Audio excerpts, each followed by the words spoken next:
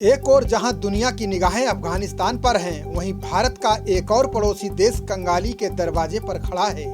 चीन के कर्ज के जाल में फंसा श्रीलंका अब गंभीर आर्थिक संकट और भुखमरी की ओर बढ़ रहा है।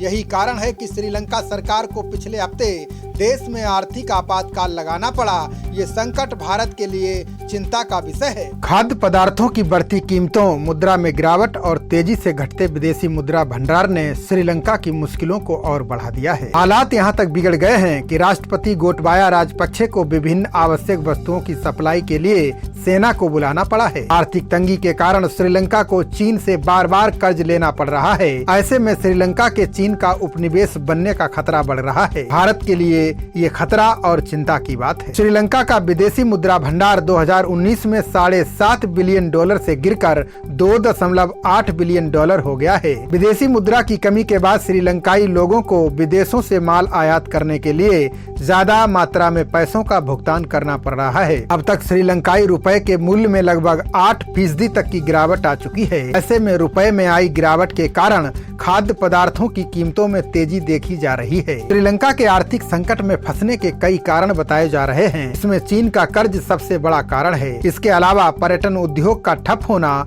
विदेशी नकदी की कमी, खाद्यान्न के उत्पादन में कमी जैसे कई प्रमुख कारण शामिल हैं। बता दें कि श्रीलंका के सकल घरेलू उत्पादन में पर्यटन उद्योग ही हिस्सेदारी 10% से ज्यादा है। कोरोना महामारी से श्रीलंकाई पर्यटन उद्योग की कमर टूट गई है। तमाम तरह के प्रतिबंधों के कारण कम संख्या में पर्यटक श्रीलंका आ रहे हैं। इसके अलावा श्रीलंका में उपजे संकट का कारण महिंदा राजपक्षे सरकार का तुगलकी फरमान भी है। श्रीलंका की सरकार ने खेती में रासायनिक उर्वरकों के उपयोग पर प्रतिबंध लगाया हुआ है। श्रीलंका के कृषि विशेषज्ञों का मानना है कि सरकार ने जैविक खेती के लिए पूरी तैयारी नहीं की। बिना तैयारी के रासायनिक उर्वरकों के उपयोग पर प्रतिबंध लगाना घातक साबित हो रहा है। इससे चाय और अन्य फसलों का उत्पादन आधा हो सकता है। श्रीलंका पर दुनिया भर के देशों का कुल $55 अरब का कर्ज है। रिपोर्ट के अनुसार ये धनराशि श्रीलंका की कुल GDP की 80% है। इसमें सबसे अधिक कर्ज चीन और एशियन डेवलपमेंट बैंक का है।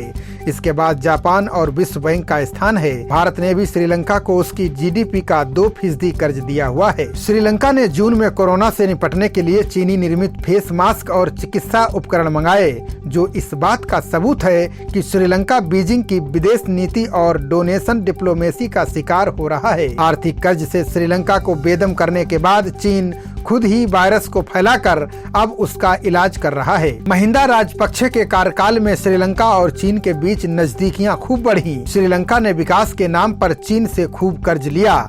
जब उसे चुकाने की बारी आई तो श्रीलंका के पास कुछ भी नहीं बचा, जिसके बाद हम्बन टोटा पोर्ट और 15,000 एकड़ जगह चीन को देनी पड़ी। अब आशंका जताई जा रही है कि हिंद महासागर में अपनी गतिविधियों को जारी रखने के लिए चीन इसे बतौर नेवर बेस यानी नौसेना की गतिविधियों के लिए भी प्रयोग कर सकता है। ये भारत के लिए चिंता का बड़ा विषय बन सकता है। खबरों का सिलसिला जारी रहेगा।